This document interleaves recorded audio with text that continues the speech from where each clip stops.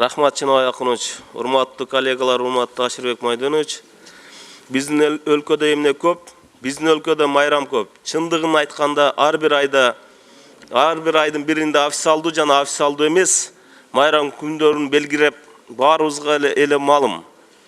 Пайдалуусунан пайдасызы көп. Мен айтайын деген урматтуу кесиптештер, мындан 1 жыл мурун Кайрымдуулук фонд башка бир да өлкөдө кездешпеген абдан таасирдүү бир сунуш беришкен. Ал сунуш айлардын султаны болгон Орозонун 15-күнү жалпы өлкө боюнча Кайрымдуулук күнү деп белгилөө болгон. Чындыгында туура ойлогон адамга бул сунуш абдан жагымдуу жана таасирдүү болуп турат. Мына эртең ыйык Орозонун 15-күнү бизге депутаттарга түшкөн кайрылуулардын 50%-ын ушул материалдык кайрымдуулук кылуубузду суранышат. Ошондуктан баарыңыздарды ушул күнү кайрымдуулук кылууга чакырам. Колунда бар муктаж болуп турган колунда жокторго жарандарыбызга жардамыбызды аябай кол суналы демекчимин.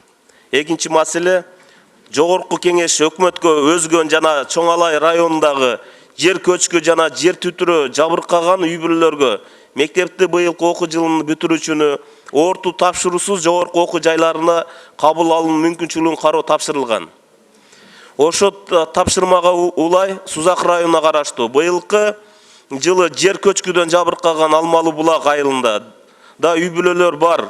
Өзүңүздөргө белгилүү болгондой, Сузак районунда кээ бир айылдарында 1994 жылдан бери көчкүдөн жабыркап келишет. Жылына адам өмүрүн алынган фактылар да катталган. Азыркы күнү алар коопсуз жайга көчү менен алек болуп жатышат. Алардын үй бүлөсүндө да быйылкы жылы мектепти бүтүрүүчүлөр, жогорку окуу жайларда окуп жаткан студенттер, балдар, кыздар бар. Азыр аларды окутууга шарты жок ата-энелер дагы бар. Ошондуктан урматтуу Ашырбек Майданович, жогорку кеңештин ушул боюнча чыккан токтомуна кошумча кылып, ошол Сузак районунда жер көчкүдөн жабыркаган үй бүлөлөрдүн балдарын орто тапшыруусуз жогорку окуу жайларына кабыл алууну суранам. Болгону 5 бүтүрүүчү бар экен. Андан сырткары жогорку окуу жайларда окуп жаткан студенттердин 1 жылдык контрагынан бошотуу же жеңилдетүү жолун кароону суранамын.